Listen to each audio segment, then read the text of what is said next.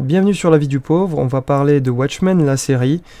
Vous avez la page Wikipédia ici à droite pour les dates et puis surtout pour le nom des acteurs, réalisateurs. Moi je vais plus me concentrer sur le ressenti de cette série. Alors malheureusement, de 1, il n'y aura pas de spoiler, donc vous pouvez regarder ça. Et malheureusement, cette critique se fera par rapport au film. Forcément, le film est sorti avant, ça a été un succès assez phénoménal. Un peu plus après coup, où les gens se sont dit mais en fait mais c'est phénoménal, tu prends les super-héros mais tu les humanises. Là où Marvel en fait c'est tout le contraire, c'est genre vraiment c'est la propagande du super-héros qui va aller tuer des nazis parce qu'il est super beau, il est super fort, il est musclé, il est patriote à 100%. Et là Watchmen en fait, le film était génial dans ce côté-là. Bon, on va quand même rappeler que c'est une adaptation du comics, donc le comics a déjà posé de bonnes bases solides. Néanmoins, le film a vraiment fait une très très bonne réadaptation. Je sais qu'il y a beaucoup de gens qui viennent du milieu du comics qui détestent l'adaptation parce qu'ils disent ouais en fait la fin c'est pas du tout la même chose. On devait avoir une pieuvre, on n'a pas eu de pieuvre.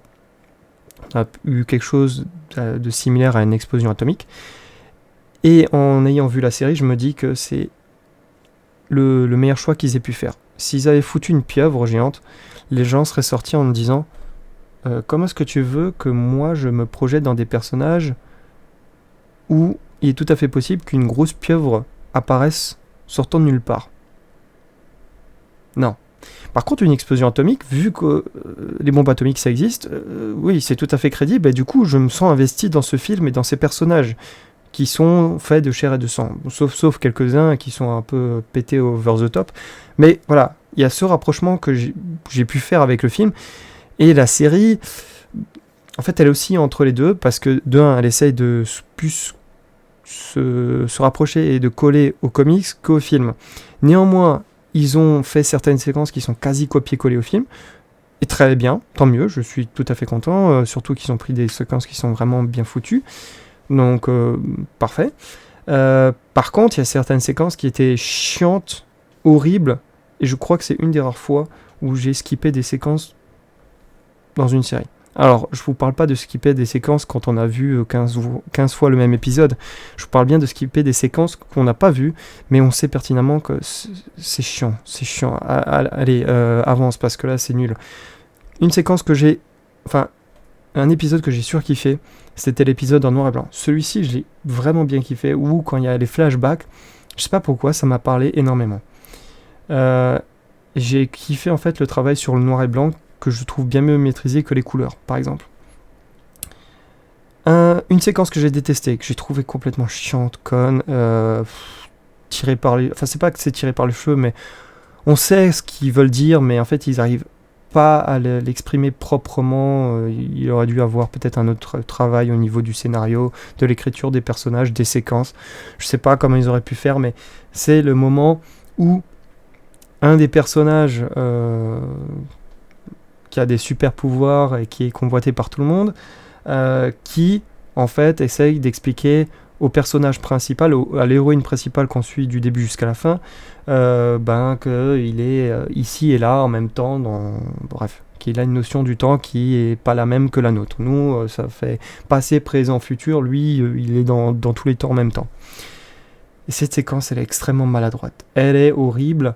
Ils essayent de faire genre ouais mais t'as vu et là on revient et en même temps tu sais ce qui va se passer parce que dans le futur mais en même temps je suis dans le présent.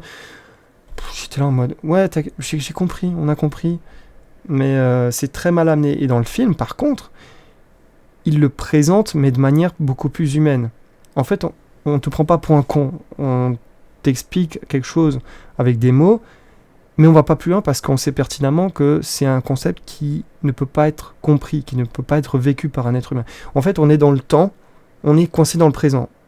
On a des éléments du passé, on peut estimer, essayer de jouer avec le futur en disant bon bah demain il va pleuvoir, mais c'est des temps qui ne nous appartiennent pas. En fait, on se déplace avec le présent. Voilà. Donc, essayer de nous faire comprendre que lui, il est dans le passé, mais en même temps dans le présent, mais en même temps dans le futur. Mais en même temps, c'est toujours le présent quoi qu'il arrive, parce que quand la caméra se déplace, forcément, elle va filmer le présent, elle va pas filmer le futur, elle va pas filmer le passé. Donc voilà, c'est très maladroit cette séquence. Il y en a d'autres, des écueils avec le méchant qui est méchant, il est terriblement méchant. Spectre Soyeux, ou la fille de Spectre Soyeux, qui fait un monologue au départ. J'ai trouvé cet épisode chiant. Le monologue est long. En fait, c'est une succession de blagues. Alors, il n'y a pas de spoiler, c'est juste la manière dont en fait c'est filmé, dont c'est acté. C'est chiant.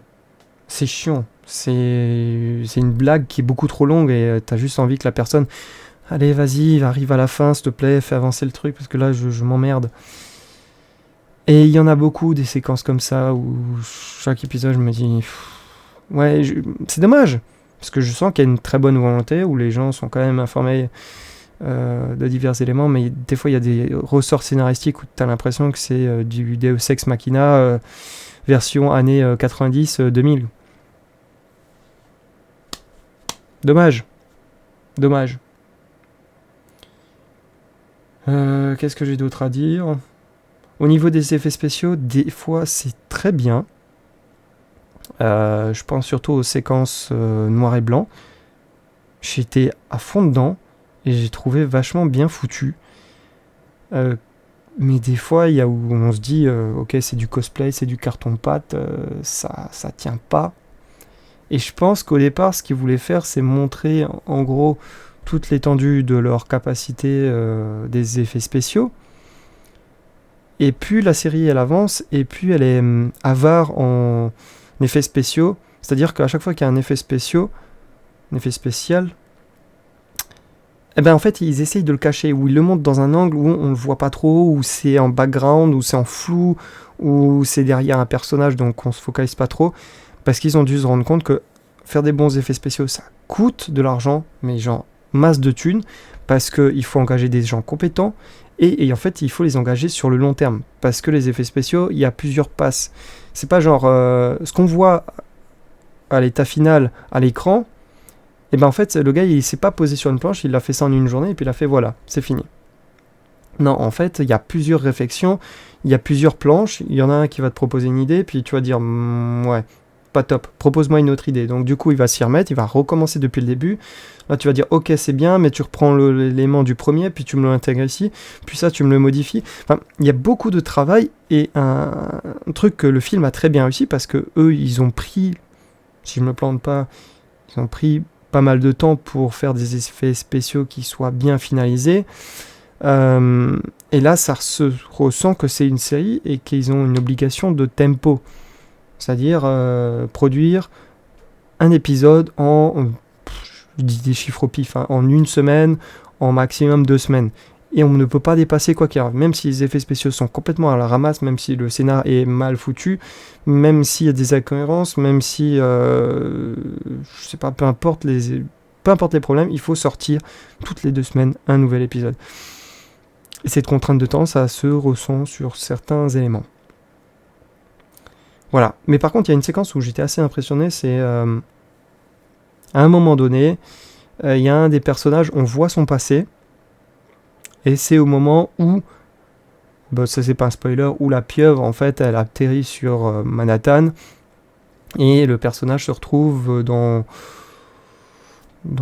un parc d'attractions, et quand la caméra recule pour montrer l'étendue des dégâts, là, je me suis dit, c'est bien. Jusqu'au moment où j'ai vu la pieuvre, j'étais à fond dedans, et quand j'ai vu la pieuvre, j'ai fait... Ok. En fait, ça m'a fait sortir. Je me suis dit, tout est cohérent, tout est crédible, on peut le rattacher à des bombes, ou à du gaz, ou peu importe, n'importe quel attentat, mais la pieuvre, ça m'a vraiment fait sortir. Je me suis dit, the fuck. Voilà. Alors, j'ai beaucoup critiqué cette histoire de pieuvre. Je pense que dans le comic, ça passe bien. Parce que il y a des trucs complètement fous et démentiels qui ne passeraient pas dans la réalité, qu'on peut faire passer par des comics. Et du coup, c'est un média parfait pour justement avoir des noirs super-héros, des femmes super fortes, Et c'est dans ces médias-là qu'on voit d'abord apparaître les minorités comme étant plus des minorités qui sont écrasées, mais comme plutôt des pans de super-héros. Et donc, du coup, voir en même temps à côté des trucs complètement hallucinants en se disant ouais, il y a des grosses pieuvres qui sortent de on ne sait où, il y a des gens qui volent, qui tirent des lasers depuis les yeux, ça passe. Mais dans un film, automatiquement et inconsciemment, notre imaginaire va essayer de prendre ce qu'on voit à l'écran et de le calquer sur un élément de réalité qu'on a déjà vu. La BD peut s'affranchir de ça. Le cinéma, c'est très difficile. C'est très difficile. Donc voilà, je pense que dans le comics, ça passe très bien, c'est très bien adapté, mais il faut faire une réadaptation en film pour que la pilule passe. J'ai fait le tour. Évidemment, si vous n'êtes pas d'accord, faites-le savoir en commentaire. Si vous avez d'autres avis, pareil, en commentaire. J'aime, pouce bleu, partage. Le trio habituel. Quadrature. Trio. Bref. Les trucs habituels. Et je vous retrouve pour une autre vidéo. A plus.